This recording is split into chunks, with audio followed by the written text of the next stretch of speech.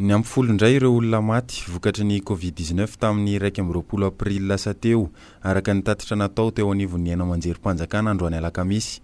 Tafiakatra 7,700 araka izany ny isan'ireo lavo vokatry ny valanaretina Covid-19 hatramin'ny andohan'ny valanaretina teto Madagasikara. Ny 5 amin'ireo olona maty ireo dia avy eto Analamanga, ny 2 avy any Bongolava ary ny ambiny avy any Avakinankaratra, Diana sy Anosy. Ankoatra izay dia miisa 7,700 ireo olona vaovao vao amarina amin'ny fomba ofisialy fa mitondra ny tsimok'aretina coronavirus tamin'ny 20 aprily. Ny 5,700 amin'ireo dia avy eto amin'ny faritra Analamanga avokoa. Miisa 2,700 sy 4,000 ny olona manaraka fitsaboana ka 4,700 amin'ireo no misedra fahasarotana avokoa. Manomboka rahampitso dia tsy maintsy tantaratra mazava eny amin'ireo toeram-pivarotam-panafody ny vidin'ny Lovenox, ny azithromycine, ny Uvimag, ny Manie B6, ny Revitalose ary ny vitamine C hoy ny ministeran'ny indostria, ny varotra ary ny asa tanana. Izany no tapaka nandritry ny filakevitry ny minisitra Omaly Alarbi.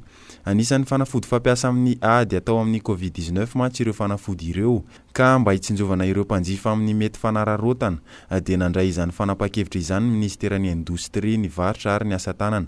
Ankoatra izay dia tsy maintsy soratana mazava tsara eo anivon'ny toeram-pivarotam-panafody ho hitany be sy maro ny fisian'ireo fanafody entina miady amin'ny Covid-19 ireo na ny tsy fisiany ao amin'ny toeram-pivarotam-panafody anankiray.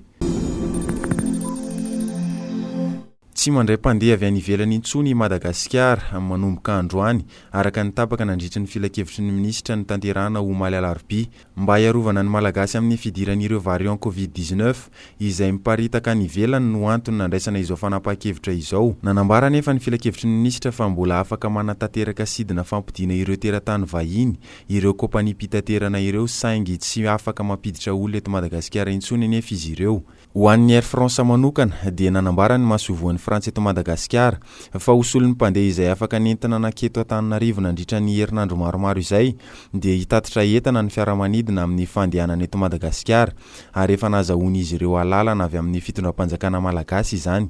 Io fiaramanidina io izay tonga eto Madagasikara isaky ny alatsinainy no hitanteran'ireo mpandeha mikasa akany la Frantsa ary voaka ny Madagasikara isaky ny talata.